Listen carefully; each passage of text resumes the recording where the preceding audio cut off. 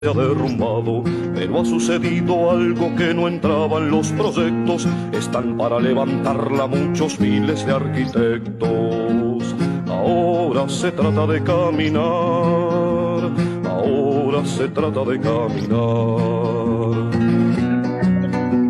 Mira que te estoy diciendo, la gente se está juntando, los de arriba están cediendo y los de abajo empujando. Ahora mismo es el momento de comenzar el trabajo, y la cosa está que arde y el fuego viene de abajo. Ahora es la hora de caminar, ahora es la hora de caminar. Aquí como en todos lados, mira lo que está pasando, unas puertas que se abren y otras que se van cerrando. Y el hombre esclavo del hombre, por culpa de la codicia, tenemos que proponernos terminar con la injusticia. Ahora es la hora de caminar, ahora es la hora de caminar. Pueblo con pueblo se encuentran tras una gran barricada, buscando el sueño de Artigas de América Federada. Mientras quiere detenernos el interés extranjero, se siente por todos lados la palabra compañero. Ahora es la hora de caminar, ahora es la hora de caminar. Los culpables del derrumbe andan con preocupaciones, ellos cuentan por docenas y nosotros por millones. Marchando unidos muy juntos es la forma de avanzar, tenerlo claro y entonces se trata de caminar. Ahora se trata de caminar, ahora es la hora de caminar. Cuando quieran reaccionar, ya no saldrán del asombro, nos verán venir unidos caminando hombro con hombro. Tener presente el concepto que aquí se vino a cantar, después de todo lo dicho, se trata de caminar.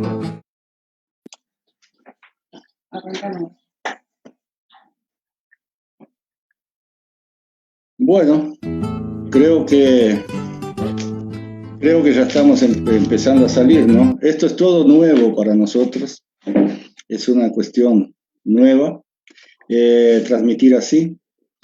Buenas tardes, el saludo a todos los amigos en esta edición especial por dos cosas. Primero, especial por el día que decidimos salir antes del viernes, por razones especiales que se entenderán ahora a continuación.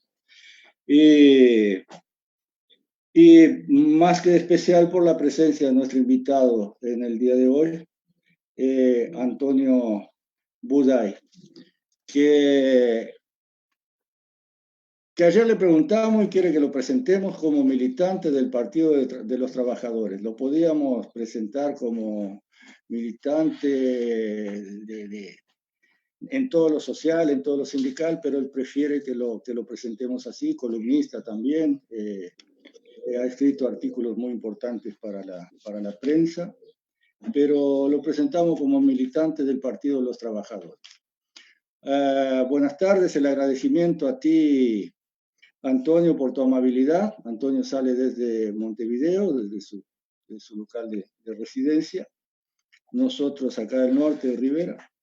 Y bueno, como lo expresábamos en la invitación, vimos la necesidad de que alguien nos otorgara una versión no oficial de la huelga general del 73. Como recordarán los amigos, la huelga fue a partir de lo que sería el comienzo oficial de la dictadura del año 73, de la dictadura cívico-militar. Si bien esta ya venía practicándose desde antes, de eso nos va a hablar Antonio, pero como fecha oficial se ha tomado el día 27 de junio por ser el día que disolvieron las cámaras, que asumieron de una buena vez que estaba en funcionamiento una dictadura cívico-militar. Pero la palabra hoy, el protagonista acá es Antonio, por lo tanto le vamos a pedir a él que empiece por donde quiera a analizar esta cuestión, como siempre decimos a los invitados en el programa, y reiterando el privilegio de estar contigo, Antonio, la palabra es tuya.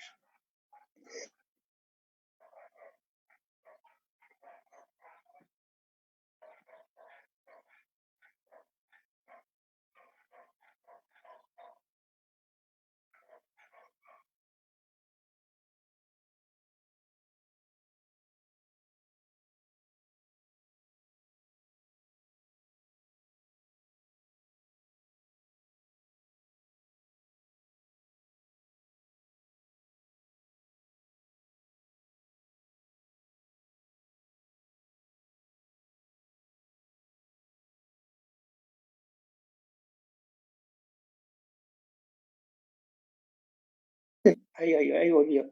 Se me cortó la comunicación. ¿Me están escuchando? Ah, me están escuchando. No, porque si señalando a veces si no se escucha, porque a veces no me doy cuenta, se me corta, se me está cortando permanentemente. Es problema de la internet, no te preocupes. Vos Sí, adelante. claro, pero quiero saber, vos cualquier cosa avísame si Te de alguna aviso, te manera, aviso. viste, o que me llamen, viste, si. Tú escuchaste la introducción Y una parte sí, otra parte no, porque se cortó. Quedó tu imagen. aparte de presentarte y agradecerte por la presencia, te decía que encaminá por donde quieras. Había dado el título de la invitación, que es la versión no oficial de la huelga general del 73. Me había referido brevemente a que la fecha oficial es la del 27 de junio, aunque todo había empezado desde antes, pero no quiero interferir o intervenir en lo que justamente en los hechos a los cuales tú con mucho más conocimientos te vas a referir. Así que adelante, la palabra es tuya.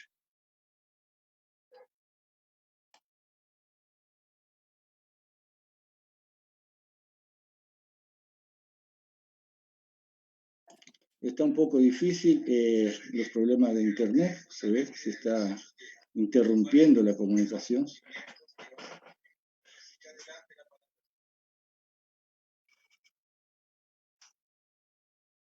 Dardo como que no.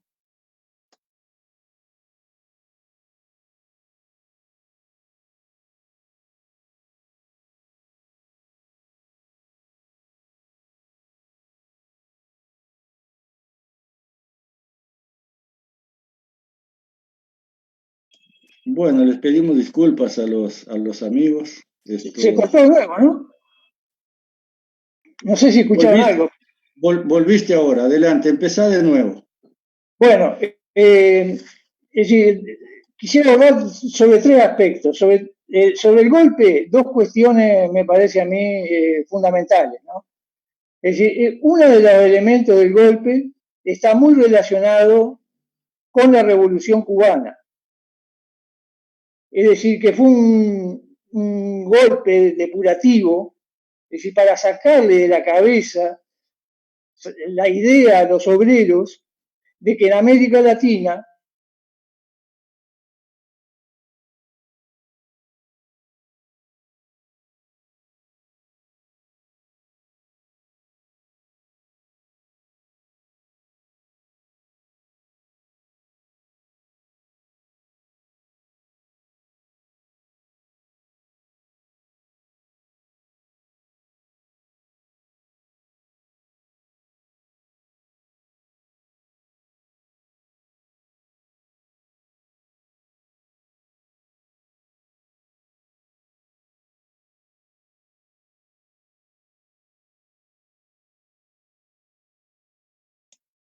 Otra vez se cortó esto, se está haciendo realmente difícil esta comunicación. Lamentamos por el compañero y bueno, y por todos nuestros amigos bueno, que nos... se volvió a cortar. Que es un problema, que no puedo hablar. No sé ni cuándo estoy saliendo. Entonces, no sé si se escuchó lo último que dije, ¿no? Hasta lo de la Revolución Cubana y el análisis habías empezado por ahí cuando se cortó, lamentablemente. Sí, bueno, es decir, digamos que el golpe está muy vinculado al impacto de la Revolución Cubana en las masas trabajadoras de América Latina y que el golpe fue un golpe, digamos, depurativo, para sacarle de la cabeza la idea a los trabajadores de que en América Latina era posible una revolución como en Cuba. Y ese impacto, digamos, ese impacto para el año 72, 73, 74, lejos de haber menguado, en muchos lugares iba en aumento. Y de hecho, de hecho el golpe, que fue, digamos, eh, impulsado por los yanquis, no hay que olvidarse que el embajador Siracusa estaba en Montevideo, ¿no? Aquel embajador que estuvo en el golpe de Bolivia en el año 72, en el año 71, sí, 71, 72, que influyó poderosamente, es decir, que en todas las alternativas del golpe. Eso por un lado. Es decir, y digamos, toda la década del 60,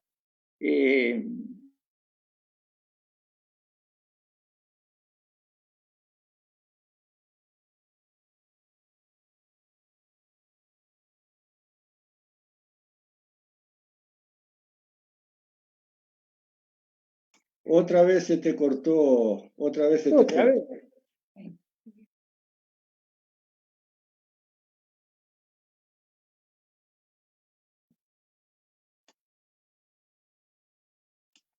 Estás sin audio, se está cortando, se cortó otra vez. Y te aviso, aprovecho este corte, que espero que te vayan, que vayan mermando, que al pie de tu imagen aparece otro nombre ahí que no corresponde al tuyo. Creo que es algo que tú lo tenés que corregir desde ahí. Pero no sé si me estarás escuchando.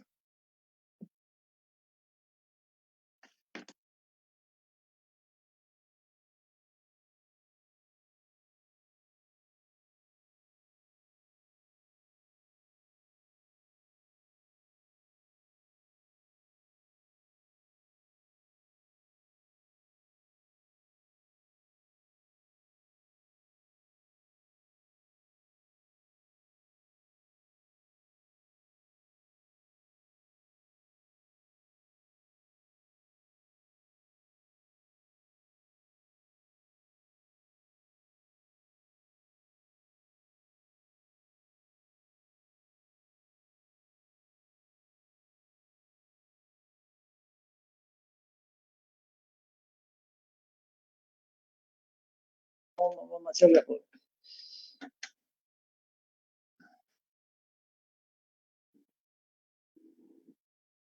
Y se corta de nuevo. Sí, ahora volviste al aire, pero se corta, se corta. Pero Sí, se corta, no, tenemos que resolver este problema, porque es imposible sí, hablar. no podés hilar. O sea, acá está correcta la internet porque nosotros no salimos del aire.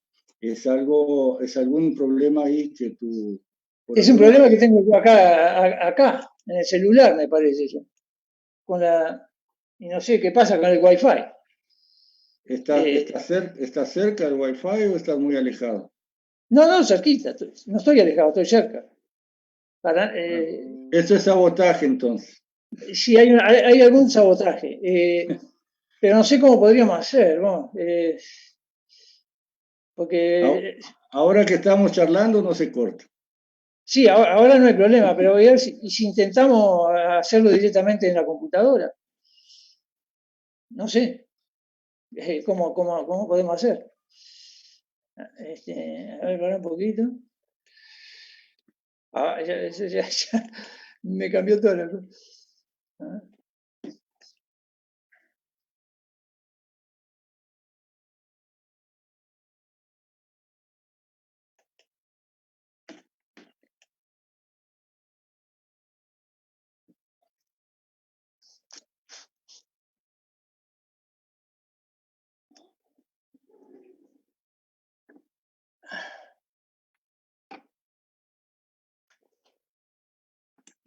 Bueno, mientras Antonio trata de tocar por allá, ahora no se ha cortado más, desde que Ahora no se ha empezamos. cortado, pero voy a tratar de ingresar por la computadora, a ver qué pasa. Ah, puede ser una buena A solución, ver si sí. puedo. ¿Eh?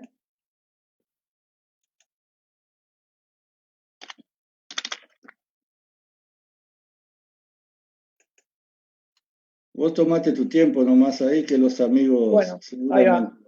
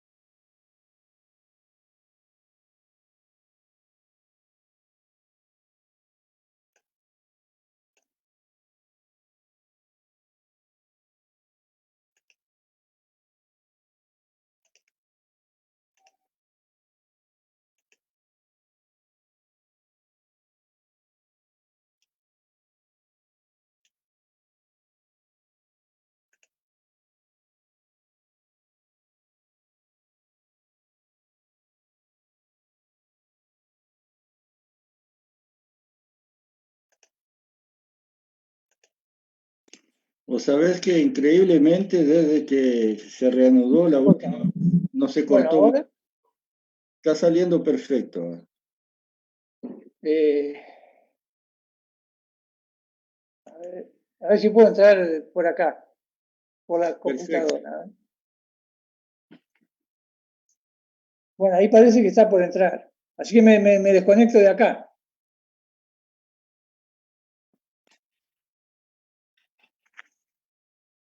Bueno, Antonio se está reconectando allá a través de otro aparato, a través de su computadora. Y vamos a aguardar que logre volver. Y así a ver si no se corta más. La computadora debe estar conectada a través de cable al módem. Ah, ahí está. Ahí se te ve. Bueno, ahí me ven, ¿no? Sí, te ves, te escucho perfecto. Ah, ahora sí, ¿eh?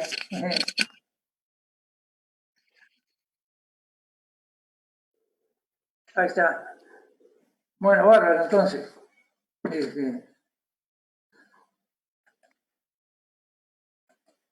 Bueno, vamos a ver, no sé cómo retomamos el hilo, de alguna manera, ¿no? Sí, lamentablemente pasó esto, pero tú tienes tus habilidades y así que lo vas a lograr Sí, empalmar no, eso. mucha habilidad no tengo. Sí, yo más bien me pone un poco nervioso esto.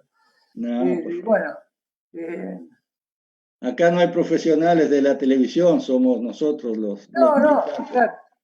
Pero o sea que se oye bien, ¿no? Todo bien. Se oye perfecto, se oye Está perfecto. bárbaro. Entonces, bueno, eh, este, bueno, habíamos visto el tema de la relación que quería hacer con la Revolución Cubana y, y la intención del imperialismo, de los yanquis, de realizar una serie de golpes preventivos con ese objetivo. Y de hecho, bueno, es decir, el golpe que se dio acá en Uruguay fue un golpe concertado, ¿no? Entró en lo que se llamó el Plan Cóndor, eso como todo el mundo lo sabe, ¿no? Este, es decir, que abarcó todo el Cono Sur, este, es decir, fue un golpe concertado, este, y que tenía sus raíces en todos los procesos que se venían desarrollando en toda la década del 60, este, en donde había grandes manifestaciones de masa, grandes levantamientos, es decir, bajo este, digamos, la bandera de la Revolución Cubana digamos, había impactado muy profundamente sobre la clase obrera latinoamericana.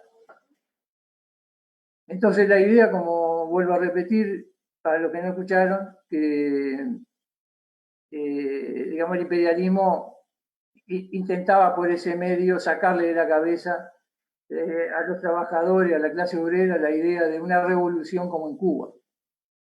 Es decir, eso para mí me parece que tiene una relación muy importante con el golpe. Por otro lado, está, digamos, el tema de, además de haber sido el golpe planificado e instigado por el imperialismo yanqui, en Uruguay tenía que ver, decir, que digamos, este aplastamiento de la masa que buscaba derrotar a los trabajadores, tenía también sus raíces en que digamos, el régimen político uruguayo, ya, digamos, la democracia representativa en Uruguay ya era incapaz de mantener el orden, era incapaz de mantenerse como régimen de engaño hacia las masas, y entonces había que ir a un verdadero ajuste de cuentas con las organizaciones obreras, con la clase obrera.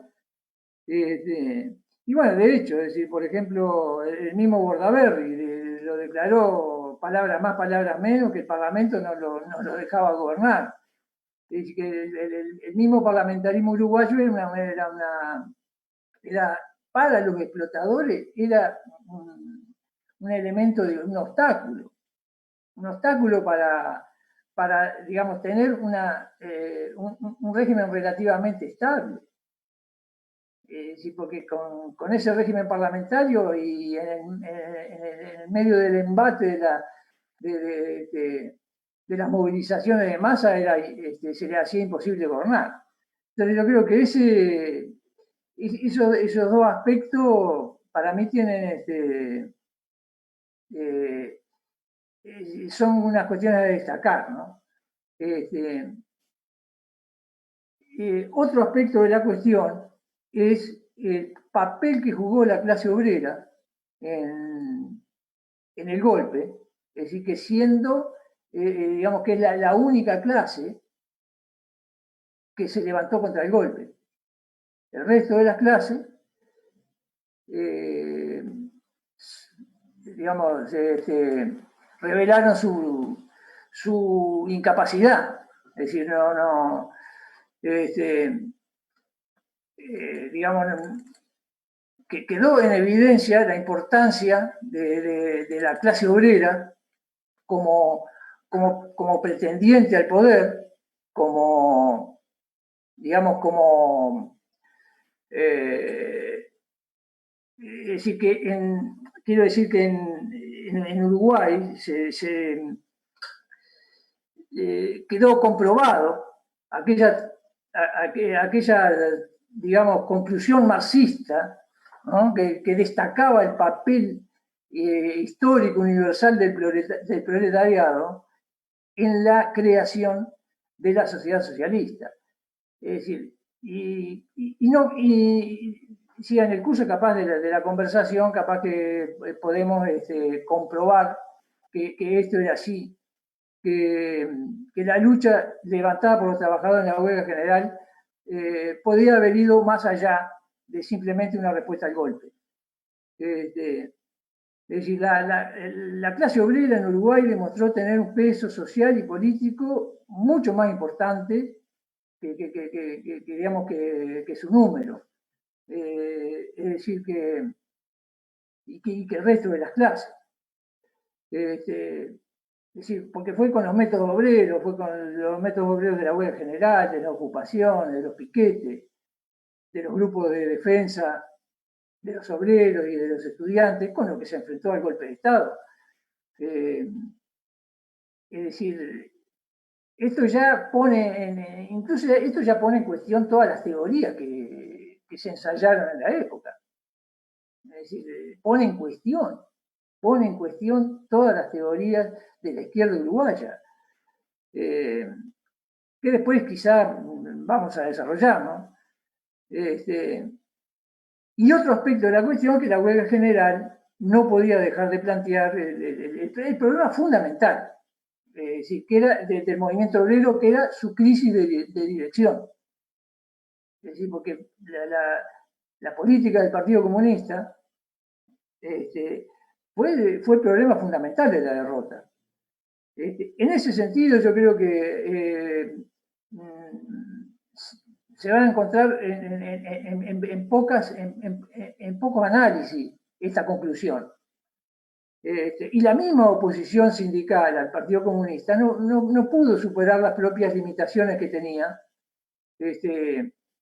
para erigirse como, digamos, tomar un papel dirigente frente a la política liquidadora del Partido Comunista.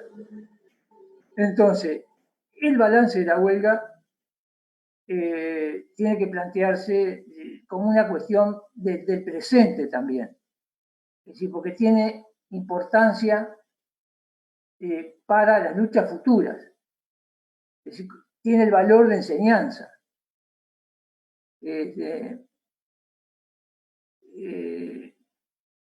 No sé, digo, yo la dejo por ahí como comienzo. Es decir, después vemos si surge alguna pregunta. No sé qué les parece. Bárbaro, bárbaro, muy bien, Antonio, por fin ahora está saliendo bien. Te aviso que tenés como una lámpara en el rostro. ¿Y no se ve bien? Sí. A ver si la torces un poquito más para que te... ¡Ay! No, hoy cuando pusiste el brazo adelante creo que quedó mejor. Si la pudieras... Ahí mejora un poco, pero no del todo. Si le sacas más la luz, todavía mejor. Te aviso que dentro de 7 minutos se va a cortar, porque se corta a los 40 y tenemos que entrar otra vez. Está. Y recién estamos empezando. Pero muy bien hasta ahí. Como venís remarcando el tema de que en aquel momento ya abarcaste lo de la necesidad del imperio, la necesidad de los norteamericanos, de los yanquis, de impedir que otros países en Latinoamérica creyeran que tenían el derecho a hacer una revolución similar a Cuba, y de ahí la toma de medidas para de alguna manera aplastar esta organización obrera y sindical, esta toma de conciencia de los trabajadores ante las injusticias que desde siempre sufrían. Dado, te pregunto yo también el nivel de numérico en aquel momento en el Uruguay de actividad privada, industrial, muy diferente a los días de hoy, ¿no es cierto? Y siguiendo con el tema, habías empezado por analizar cómo las demás clases, o sea, incluso la que sabemos que no es una clase, pero últimamente se la ha denominado así, la propia clase política uruguaya, también a pesar de sus discursos inflamados y sus declaraciones de guerra ante un posible golpe de Estado, se terminaron levantando de sus sillones y ninguno fue a acompañar ninguna ocupación, ninguna huelga, ninguna de las movilizaciones obreras. Que por otra parte me gustaría que enfocaras, te invito a que lo hagas si te parece oportuno a partir de ahora, el tema de la interna de la CNT en esa época, de la función de los partidos políticos que tenían su inserción ahí, las posturas que tuvieron tanto los partidos políticos como la propia central ante los comunicados a partir del Pacto de Boisolanza en febrero del 73, y todo lo que se vino después, el apoyo de la mayoría del Frente Amplio, Partido Socialista, Partido Comunista, Partido Demócrata Cristiano, al pacto de Boisolanza, perdón, a los comunicados 4 y 7, que en definitiva fueron un poco el freno que hizo que la clase trabajadora no hubiese actuado a tiempo y con la fuerza necesaria para que el desenlace tuviera otro rumbo, por lo menos un intento de otro desenlace. Así que, si te parece bien, la seguimos por ahí. Se está escuchando muy clarito y ahora la imagen quedó bien. Ahí está, bárbaro. Dentro de 4 minutos se corta y volvemos a conectar. Bueno, entonces aprovecharía estos 4 minutos para antes de eso. Bueno, hacer una referencia, por ejemplo, a una de las cuestiones, antes de ir a lo que vos me planteás, de que la dirección de la CNT convocó la huelga. Si yo quiero salir al paso a esa, que es, digamos, yo en realidad me estoy basando en el folleto de Rafael, ¿no? De Rafael Fernández, sobre la huelga, ¿no? O sea, muchas de las cosas que digo acá si salen de ahí, del folleto. Pero, digamos, hay que salir al paso a esa idea, que ya se ha querido instalar, de que la huelga fue preparada y además convocada por la dirección de la CNT. Eso en realidad no fue así. Eso en realidad no fue así. Aparte de que, bueno, como habíamos dicho hoy, las otras clases y sus representantes dejaron el plumerío en el Parlamento. Es decir, en realidad sí, muchos discursos, pero después se perdieron en la oscura noche, como dijo Víctor Baqueta en su libro. Se perdieron en la oscura noche. Sus grandes discursos terminaron perdidos en la oscura noche. Y digamos, a las primeras horas del día, digamos ya creo que las 4, las 5 de la mañana, ya los trabajadores habían empezado a ocupar los lugares de trabajo y no habían tenido ninguna directiva de la central sindical. Y tampoco lo discutieron mucho, porque en realidad en las asambleas organizaban la ocupación y ya empezaban a llamar a los otros sindicatos, buscaban conectarse con otras empresas que ya estaban ocupadas en la zona, con estudiantes, con vecinos. Entonces, hay testimonio de sobra, ¿no? De que prueban que la huelga surgió como digamos, como un movimiento genuino, como algo realmente salió naturalmente, como se cumple la resolución del año 64, ante un golpe de Estado, vamos a la huelga general. Y eso está muy lejos de la versión oficial de que la huelga general fue preparada por la dirección de la CNT. Es decir, la inmensa mayoría de la fábrica, de los lugares de trabajo, en las primeras horas, y luego, y te digo, tenemos testimonios de trabajadores de Funza, de trabajadores de Aguajane, de Alpargata, y de varios lugares de trabajo. Entonces ahí quedó, digamos, en evidencia y ahí se demostró realmente, es decir, que la clase obrera era la única clase capaz de luchar por la libertad democrática. Y eso todavía es hoy una cuestión que está absolutamente vigente. Porque después de la dictadura y en todo el periodo posterior, todas las clases que gobernaron, las clases que dirigieron el país y que dirigieron todo el proceso posterior, ¿no? ¿Sí? Cómo se congraciaron con la impunidad de los militares, demostraron que eran incapaces de luchar por la libertad democrática. Es decir, solo la clase obrera fue la única capaz de luchar por la libertad democrática. No sé cómo andamos de tiempo, creo que no estamos, se está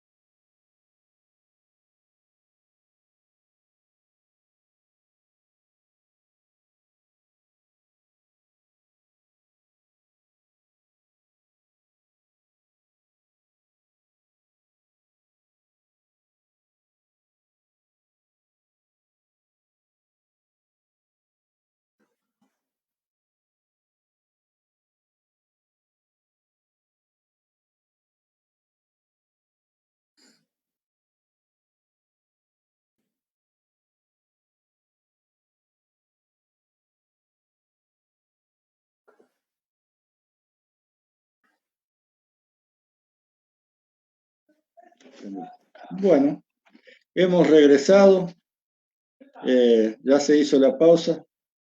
Ahí va, Así ahí va. tenemos 40 minutos más. Se escuchó justo cuando dijiste cómo andamos de tiempo, ahí se Ahí cortó. está, entonces está, fenómeno. Sí, bueno, vos me decías de abordar el tema de los comunicados y todo eso, ¿no? Eh, bueno, pero sería bueno antes, digamos, decir algo o algunas palabras sobre lo que pasó antes, ¿no? Porque si cómo se llega a esa situación, ¿no? Es decir, en qué situación incluso la clase obrera está en el año 73.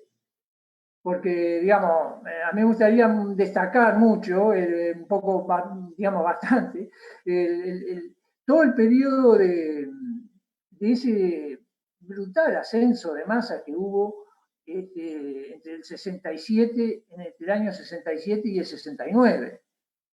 Es que hubo grandes luchas. Y estuvo varias veces incluso planteada desde las bases obreras y desde algunos sectores de la oposición al Partido Comunista, el tema de la huelga general. Estuvo planteado muchas veces el tema de la huelga general.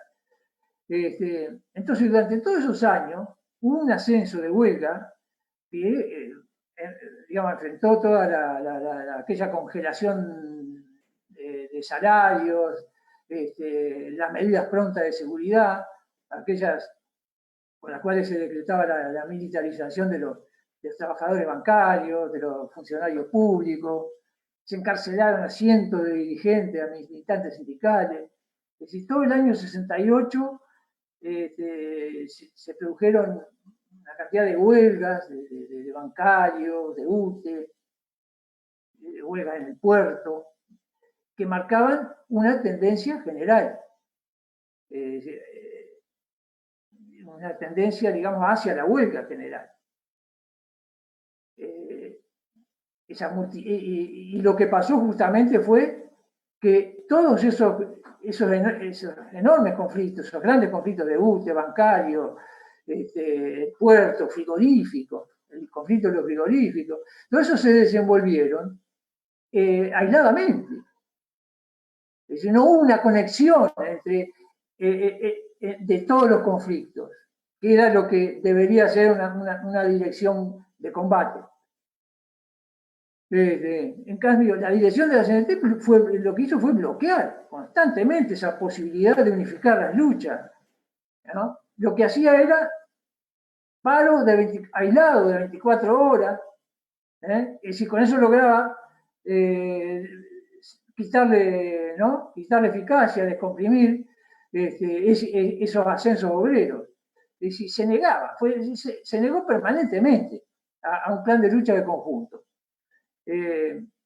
Y ni hablar, se negó permanentemente a preparar una huelga general, porque estaba planteada en ese momento, el 68 y más en el año 69, estaba planteada en todos sus términos la huelga general como recurso, como una medida natural y reclamada por muchos gremios, como dije anteriormente.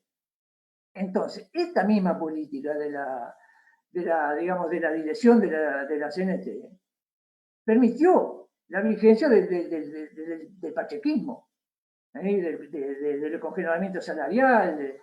En esa época se produjo una caída estrepitosa del salario real. En 1969, toda esa lucha que había empezado en el 67, y donde hubo grandes derrotas aisladas, pero aún así se recuperaba y volvían, en el año 69, los obreros del frigorífico protagonizan una huelga impresionante, una huelga general, es decir, recibe el apoyo también de otros gremios, de ferroviarios, los ferroviarios se niegan a transportar el ganado, los portuarios, el gremio bancario, ¿no? En el gremio bancario, por ejemplo, se produce el desplazamiento de la vieja dirección comunista, que fue responsable de la derrota del año 67. y ahí digamos, tomó la dirección sectores sindicales más combativos, ¿no? Que estaban preparando nuevas luchas salariales.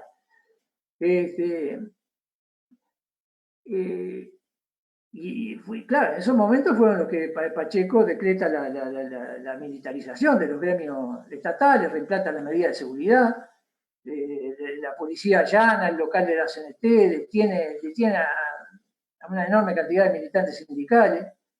Es decir, ahí estaba planteada la huelga general como y además huelga general, podemos decir, indefinida, ¿no? Es decir, hasta lograr el objetivo, que era la única medida, digamos, que tenía, que podía ser efectiva en esa situación, en la situación de aquel momento. Porque todo el movimiento obrero había evolucionado por encima ya de esas luchas parciales. Es decir, ya se aprestaba, digamos, a entender el problema de la unificación de esas luchas y una medida de carácter común, de carácter general.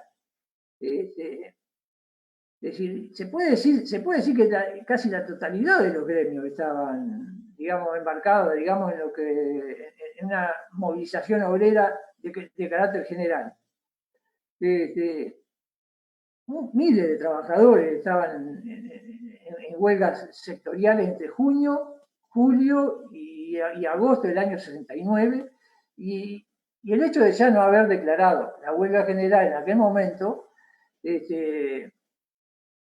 significó, digamos, un gran golpe a esa huelga de los frigoríficos, porque quedó aislada. Y necesariamente se tuvo que levantar en esos días. Entonces, eso fue un gran golpe. Después de eso sale el gremio de UTE. Es decir, termina la huelga frigorífica, salen los de UTE, pero también salen aislados. Entonces quedan, digamos, es decir, todo el movimiento obrero queda sometido, en cierta manera, a la militarización que había decretado Pacheco Areco. Entonces, otro aspecto, digamos, que de consecuencias terribles de esta política fue el aislamiento de la huelga bancaria, una huelga muy importante, que duró 75 días. 75 días a pesar de todo el boicot de la CNT. Entonces, la negativa de la CNT ante la propuesta, sí, porque hubo propuesta de huelga general indefinida, liquidó el alza del año 68-69. Es decir, la derrota de la huelga bancaria fue el fin del año 69 y abrió un curso, digamos, de reflujo muy importante en el movimiento obrero por varios años, ¿no? Por varios años. Estamos en el 79, en el año 70, 71, el movimiento obrero entró, digamos, en un periodo de gran reflujo. Y bueno, toda esta, digamos, influencia, digamos, que se había logrado, esta gran, este gran levante, digamos, de las luchas que se había logrado, retrocedió, porque, digamos, la dirección del movimiento obrero elaboró esa táctica para usar todo ese potencial del movimiento obrero que había tenido en su periodo de auge, para usarlo en el terreno electoral, cuando se forma el Frente Amplio, ¿no? Y, digamos, como consecuencia de evitar la huelga general planteada, ¿no? Y a medida que fue pasando a segundo plano la lucha obrera, se empezaron a recomponer los partidos. Si el mismo Partido Nacional, que estaba hecho pelota, se empezó a recomponer. Y empezaron digamos, a a tener un protagonismo en la crisis política. Y ahí es cuando aparece Ferreira Lunate, como una alternativa, es decir, para la clase media. Siendo que para la clase media, en aquel periodo de alza, todos miraban a la clase obrera. Ahora empezaban a mirar a Ferreira Lunate. Entonces, sobre la base de todo ese reflujo,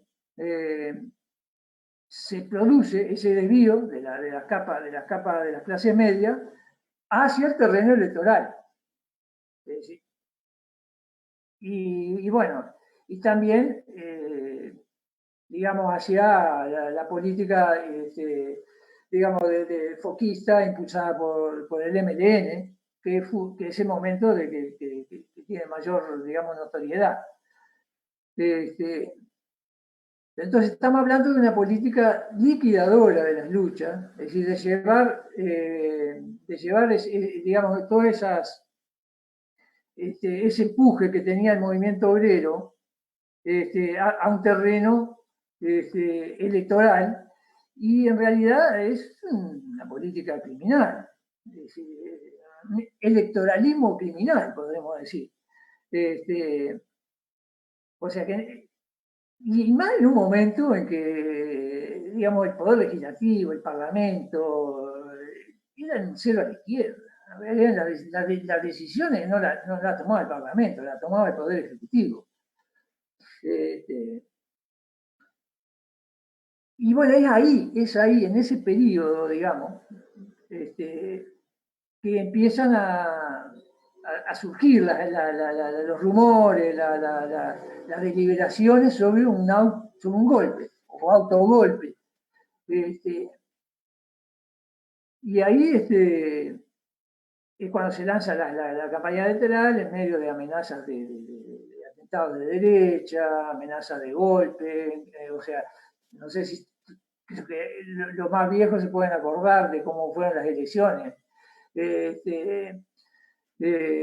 Porque amenazaban con un golpe. Si ganaba el Frente Amplio había un golpe, se amenazaba con un golpe. Fue una campaña furiosa. En la época que Pacheco se pretendía reelegirse.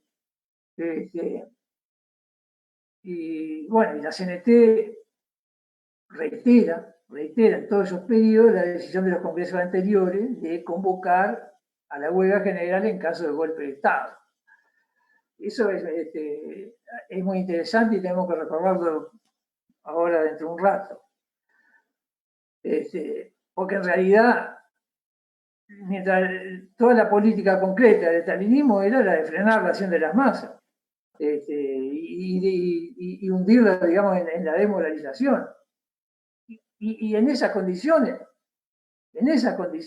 se pretendía preparar una huelga general. Es decir, en realidad es una cuestión muy interesante a tomar en cuenta y para reflexionar sobre esa cuestión. Y por otra parte está la cuestión de que si es el movimiento obrero que debe preparar el golpe, de parar el golpe y defender el Parlamento, queda claro que porque esa era la idea, es levantarse contra el golpe, parar el golpe para defender el Parlamento burgués. Esa era la política del Partido Comunista. Ahora, si eso era así, queda comprobado que ese mismo Parlamento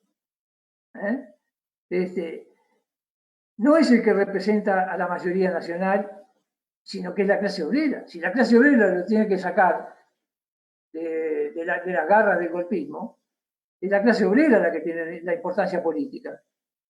Entonces, desde ese punto de vista, es el proletariado el que debe dirigir las acciones. Entonces, un poco, digamos, para decir, la situación, digamos, que en la cual nos encontramos, digamos, en el periodo del golpe, es decir, después de las elecciones que ganó Bordaberry, elecciones en las cuales, digamos, se entra en una crisis política muy importante porque termina el reinado del bipartidismo. Se rompió definitivamente, porque ahí la votación del Frente Amplio fue muy importante, y la votación con Ferreira fue muy pareja, hasta que incluso se llegó a hablar de un fraude, ¿no? Pero es decir, Ferreira al final tuvo una votación muy importante, y ahí fue la elección que ganó Bordaberry. Entonces, es decir, cuando llegamos al año 73, digamos, en la época de los comunicados 4 y 7, en la época, digamos, del golpe de lo que se llamó el golpe de febrero, ¿no? Se da en el marco de un aislamiento del gobierno, se da un marco de movilizaciones obreras que habían empezado a recuperarse en todo el año 72, que también hubieron grandes derrotas, pero la clase obrera empezaba a recuperarse de aquel reflujo. Y todas esas movilizaciones, el aislamiento del gobierno, pusieron, digamos, de manifiesto, es decir, que todo lo que el sistema político de la burguesía, el sistema parlamentario, el sistema, digamos, democrático republicano, tenía que apelar cada vez más a la intervención militar. Porque no pudo ni siquiera aprovechar los triunfos digamos, los triunfos que logró contra la guerrilla, ¿no? Contra la guerrilla tupamara en aquel momento. Es decir, esos triunfos ponían en evidencia que ese régimen no podía consolidar esa victoria, porque estaba aislado y en disgregación. Y en medio de grandes movilizaciones callejeras, y estaba constantemente la posibilidad de recomponer, de que los tupas se recompusieran, de que el Frente Amplio, ¿no?, adquiriera una mayor envergadura para alcanzar el poder por vía electoral. Es decir, ya no podían sostener, era una situación para la misma clase explotadora, la misma burguesía, una situación insostenible. Entonces, dentro del mismo ejército, en ese periodo, se empieza a considerar que el gobierno de Bordaberry ya se está consumiendo. Es decir, ya a poco de ganar la elección, ya se le están terminando los cartuchos. Es decir, ya los éxitos contra los tupas no dan ningún resultado. Entonces, es en este marco el que va creciendo, digamos, todo ese estado de liberación de las Fuerzas Armadas que comienza, digamos, a afectar la política oficial, que tenía la intención de disciplinar los mandos. Si el gobierno ya pensaba cambiar un ministro, y ya al querer cambiar un ministro empezaron a tomar vuelo los rumores golpistas, es decir, sobre todo de la derecha nacionalista. Entonces, ante esa incertidumbre, ¿no?, sobre, digamos, qué orientación puede prevalecer en las Fuerzas Armadas, porque ahí estaban, digamos, los llamados civilistas, ¿no?, que buscaban coaligarse contra el golpismo. Es decir, y en ese entonces Bordaberry es que invita a negociar al Frente Amplio en el año 72, en agosto, para evitar ese golpe. Y curiosamente el Frente Amplio acepta por temor a un golpe de derecha. Entonces, y toda esa tregua después que se formó, se realizó entre Tupamaro y el ala, digamos, peruanista, la que se oponía a la derecha golpista dentro del ejército, está, digamos, en este marco de indefinición sobre la orientación que va a prevalecer en las Fuerzas Armadas. ¿Cuál va a prevalecer? ¿La golpista o la peruanista? Es decir, la más, digamos, la que iba a tomar ciertas medidas de carácter nacionalista, que iba a respetar la Constitución y todo lo demás. Pero para ese entonces ya el MLN no estaba en condiciones de combatir. Entonces,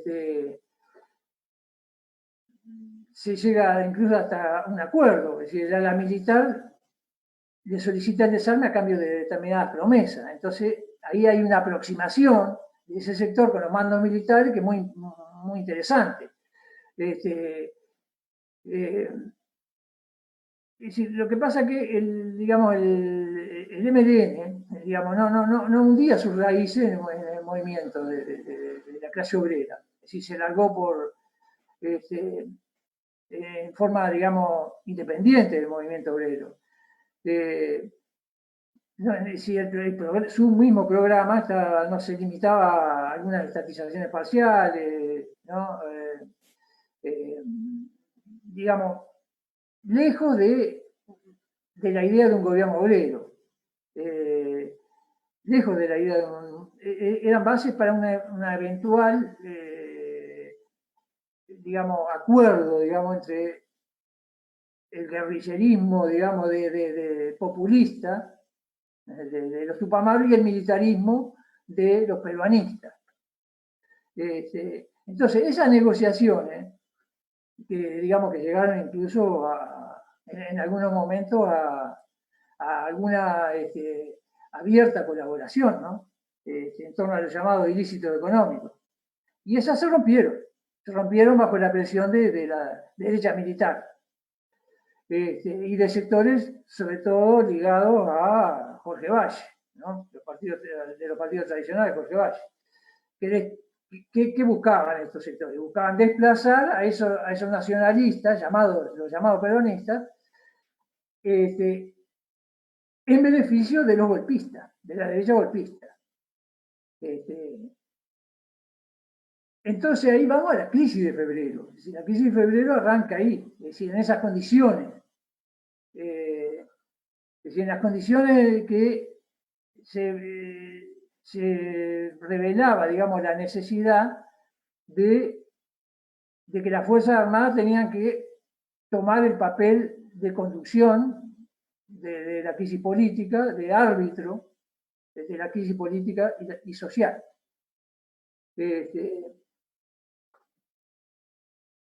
Y bueno, este sector de las Fuerzas Armadas tenía la pretensión, digamos, de elevarse por encima de todo interés sectorial. Y esa es una característica muy común a los gobiernos de tipo así, de tipo bonapartista.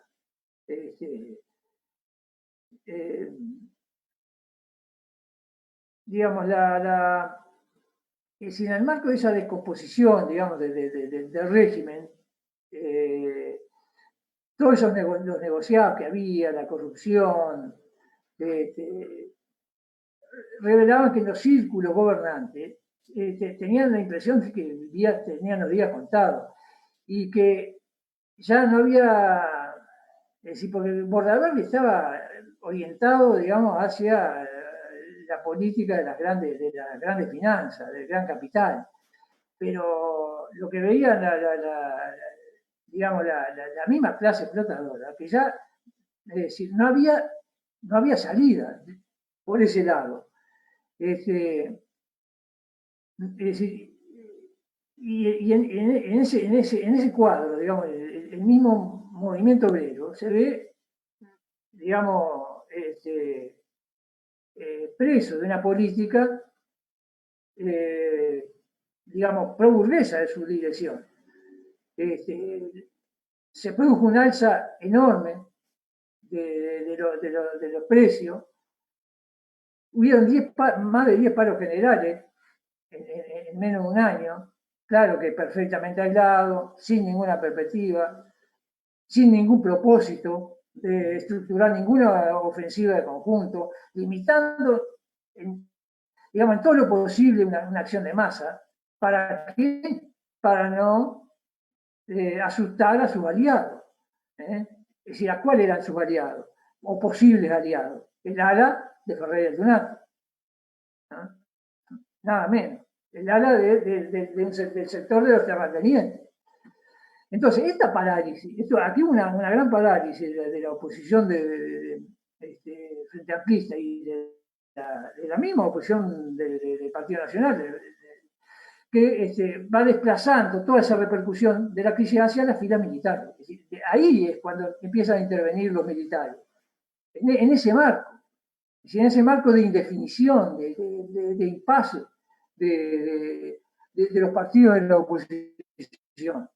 Entonces, ahí las distintas corrientes de la oficialidad empiezan a expresar distintas alternativas burguesas, ¿no? Que van desde lo que quieren profundizar la política de Bordaberry, ligado al capital financiero, al gran capital, a la gran alta finanza, hasta lo que pretenden enfrentar a las camarillas de Jorge Valle, de Pacheco, y instaurar una política que contempla la burguesía nacional.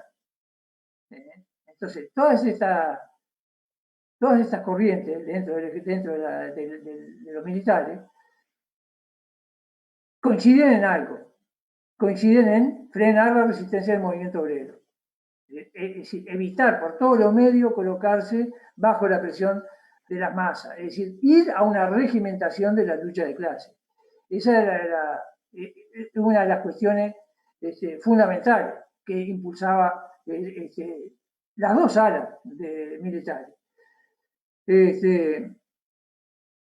Entonces, un régimen que está basado en las Fuerzas Armadas, ¿qué podría pasar? En un país semicolonial como Uruguay, es decir, debía tener por fuerza un carácter de tipo así, de árbitro entre el imperialismo y las masas.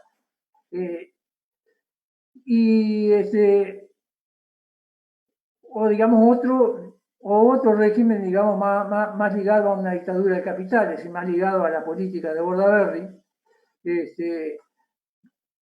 digamos, sobre el conjunto de la nación. Entonces, ambos regímenes, digamos,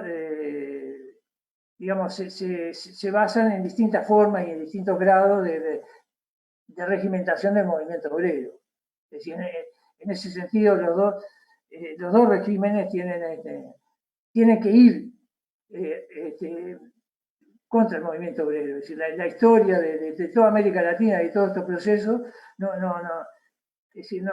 ha enseñado, en cierta manera, sobre todos estos regímenes militares que se han visto obligados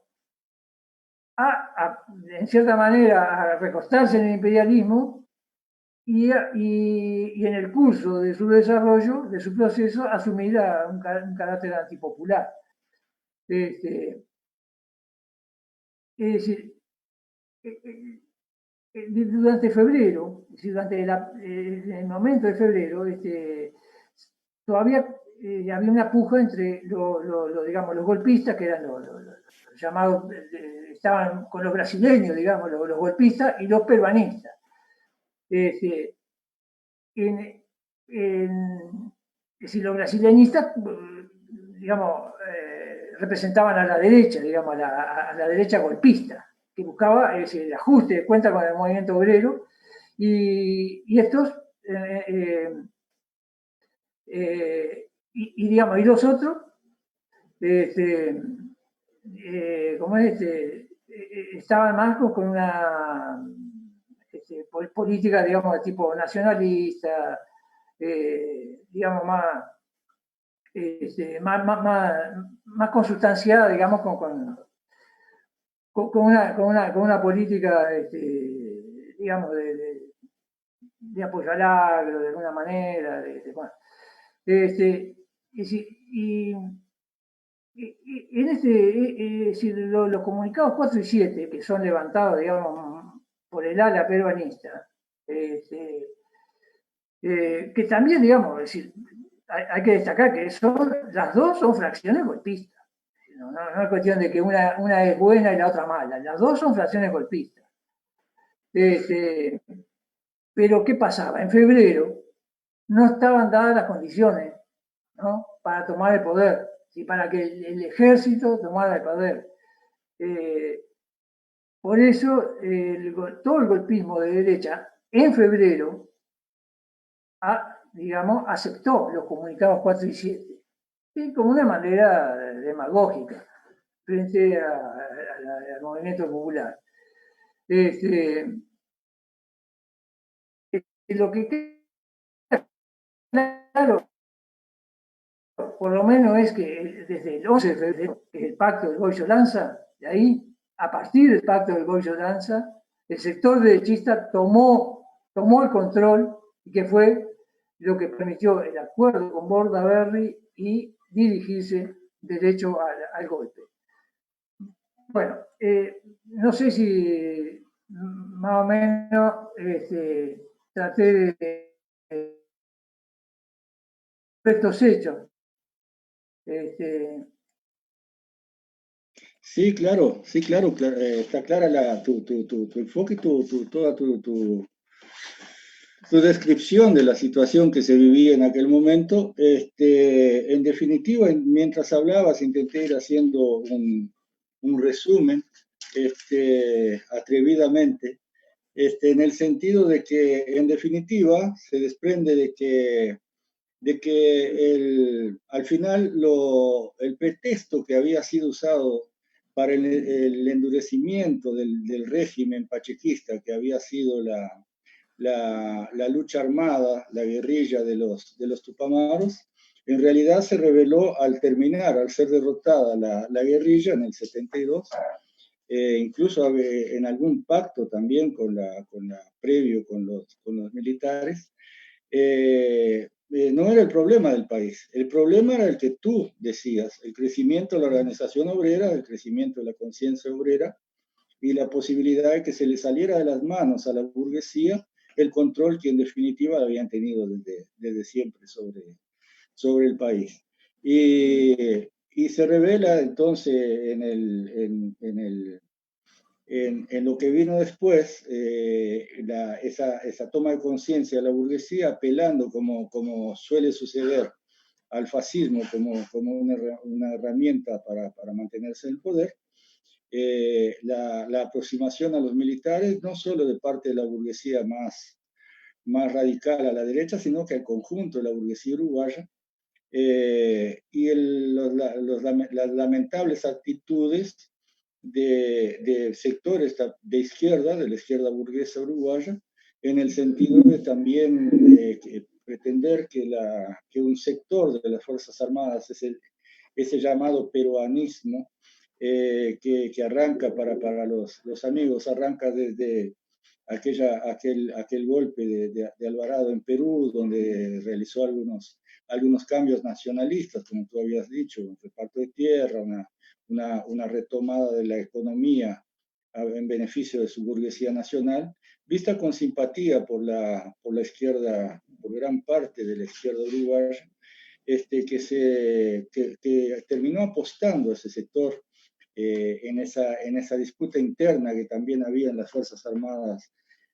uruguayas, y como que olvidándose de todo lo que venía con las muertes de estudiantes, con todo lo que fue el Pachecato y sus matanzas, sus torturas, ya desde esa época desapariciones, y como que uno no sabe si por falta de claridad en ese sentido, por errores, como sucedió en Brasil con el golpe 64, cuando Luis Carlos Prestes también cometió errores bastante parecidos con estos que narrabas ante el golpe del 64, pero en definitiva termina siendo una consecuencia del estalinismo dominante dentro de las izquierdas en Latinoamérica, desde prácticamente el final, en Latinoamérica y en el mundo, desde el final de la Segunda Guerra Mundial. Abandonando y dejando por el camino las luchas obreras y los grupos que realmente podrían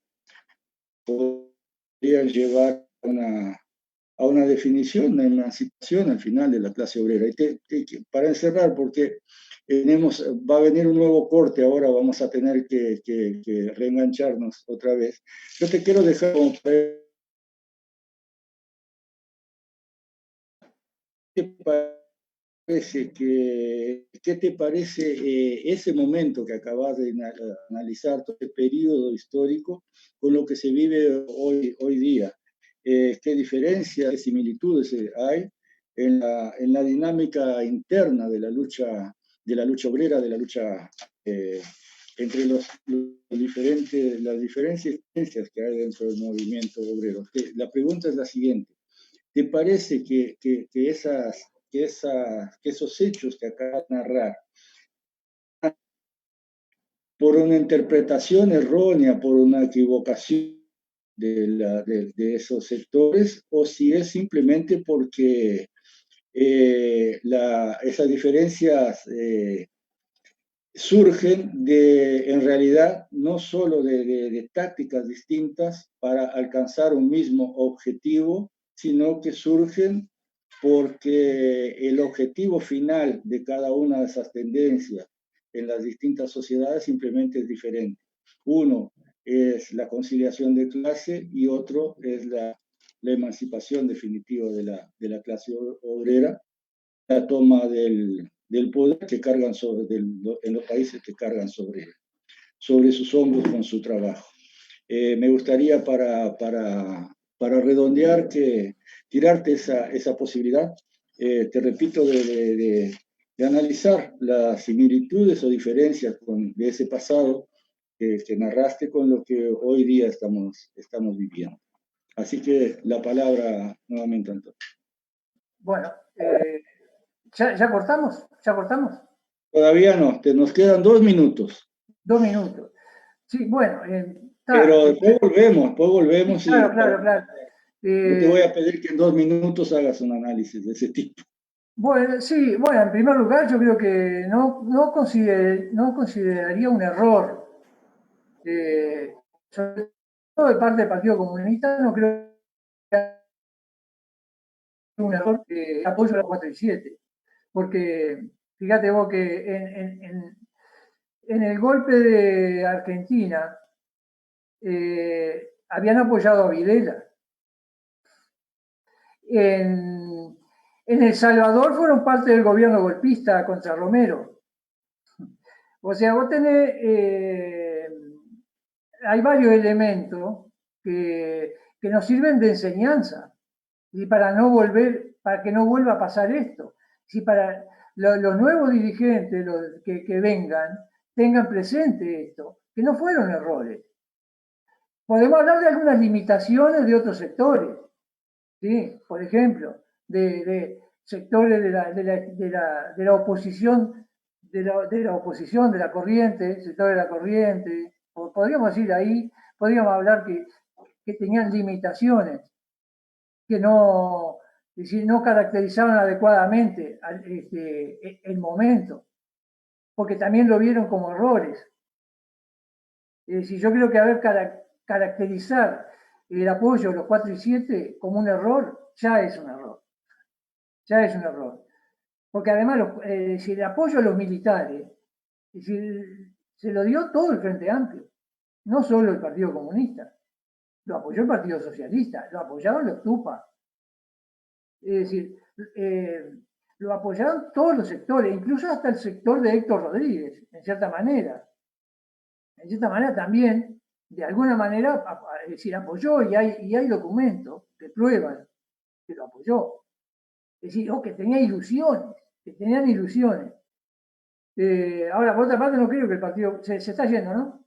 Se está yendo la comunicación. Bueno. Está clarito. Se corta ahora. Se corta, dentro de un minuto se corta. Bárbaro. Ahí andamos, casi al corte.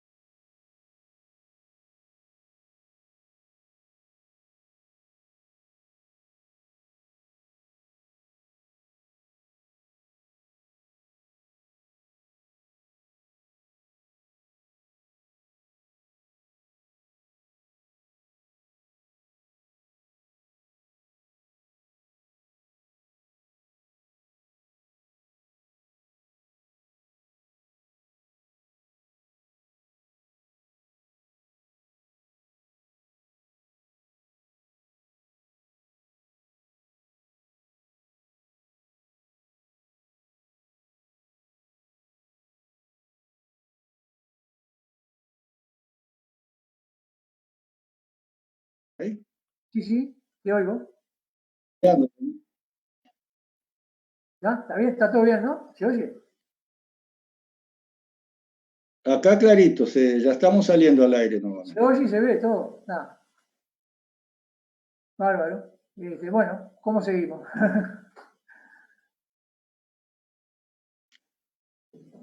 Este, No sé si bueno, estábamos hablando de. Bueno, porque seguimos.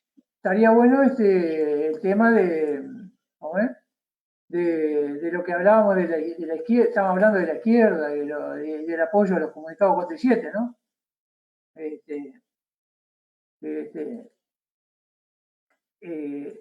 ahí estábamos diciendo que, bueno, decíamos que para mí, ¿no? Para mí no era ningún error. Este, que fue una política general, una política de parte del Partido Comunista fue una política. Este, eh, y de que también, es decir, todo el Frente Amplio apoyó esa salida y el apoyo a esos comunicados 4 y 7 es el apoyo al golpismo, de cierta manera, porque apoyaban a una ala golpista. Entre dos alas golpistas apoyaron a una. Pero es decir, en realidad, en vez de apostar, es decir, como debería apostar una dirección revolucionaria a la huelga general y con una perspectiva de poder. Con una perspectiva de poder. Cosa que eso dentro de la izquierda no se discutió, o sea, se discutió, mejor dicho, es decir, del tema de la huelga general. Es decir, de qué hacer con la huelga general, la posición con respecto a la huelga general. Que se venía discutiendo desde antes del golpe. Estamos hablando, se venía discutiendo desde el 78, 69. Es decir, como, digamos, el Partido Comunista tenía una idea de la huelga general pacífica, ¿no? Es decir, ¿cómo es? Y por ejemplo, Héctor Rodríguez, que era la oposición, digamos, al Partido Comunista, también tenía una idea sobre la huelga general, pero tenía una idea de una huelga general en la cual el papel de la clase obrera, digamos, no cumpliera un papel eh, que cumpliera un papel subsidiario, es decir, para ir a un acuerdo con los mandos militares, en realidad.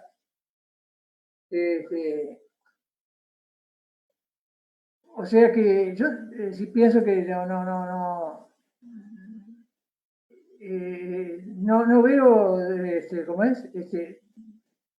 Para nada digo que eso haya sido un error, digamos, ¿no?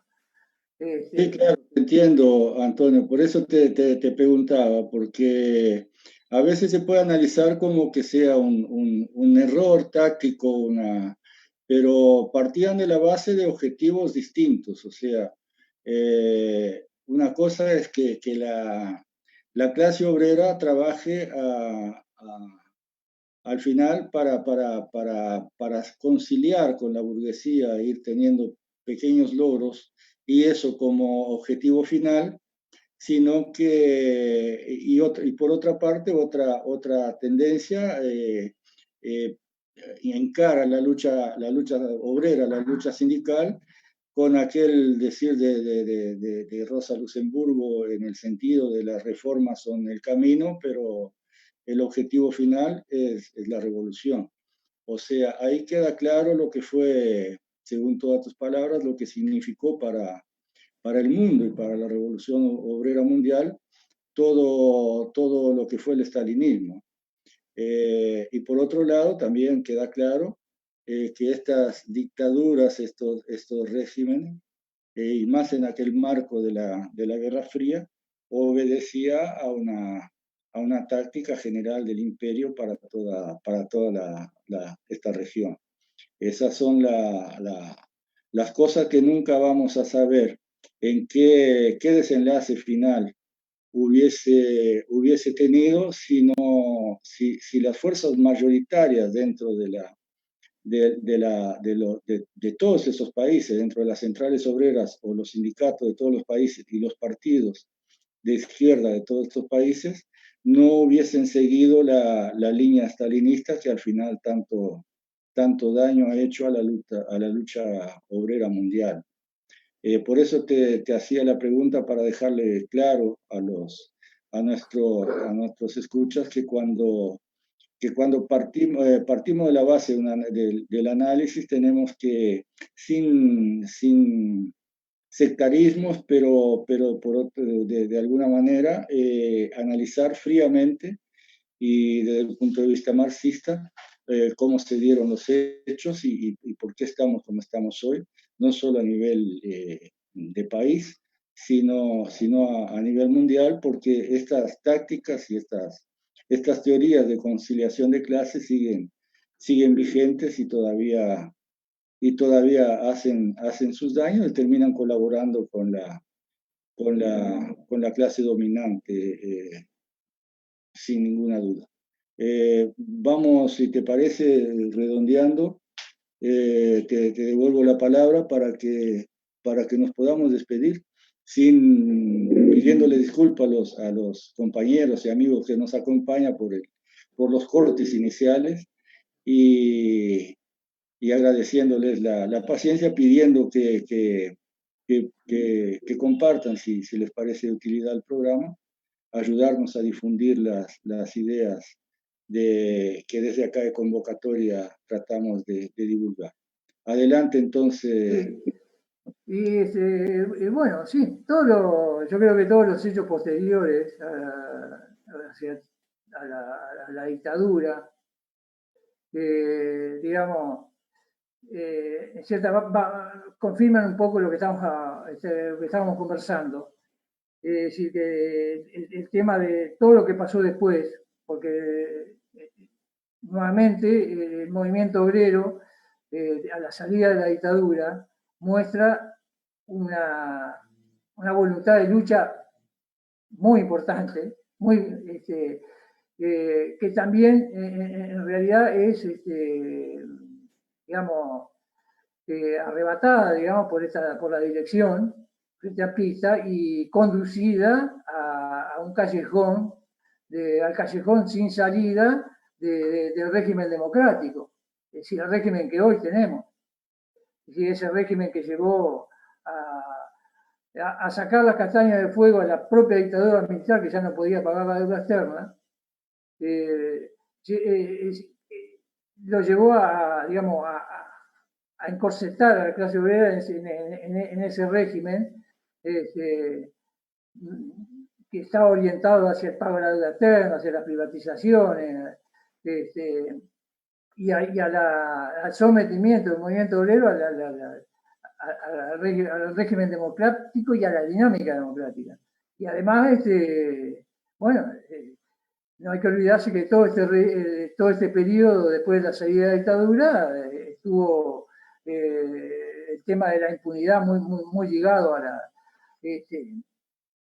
estos regímenes y especialmente el de la izquierda, ¿no? El de la izquierda que se preocupó con mucho celo es decir, entonces, yo creo que volviendo al tema de ese gran momento, digamos, de la política uruguaya, de la historia del Uruguay en la cual la clase obrera se levanta contra un golpe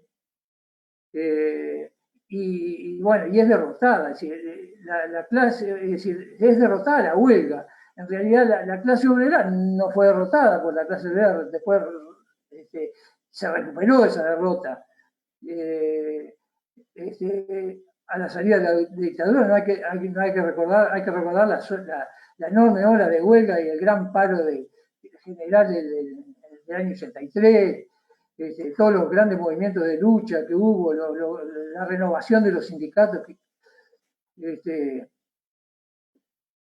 que se produjo. con el PIT, con el crecimiento del PIT, las organizaciones estudiantiles bajo la SED, el movimiento cooperativo con Fugman, que fueron unos pilares de lucha contra la dictadura.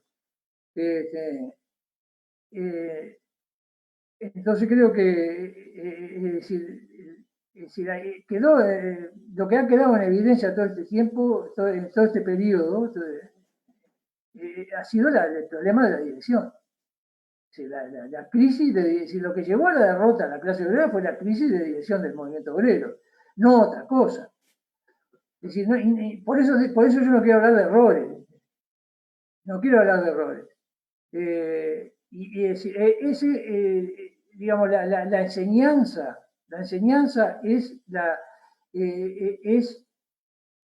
necesidad del movimiento obrero uruguayo de construir su propia organización política, capaz de orientar a los trabajadores hacia la lucha por el socialismo. Y porque en la huelga general se planteó el problema del poder.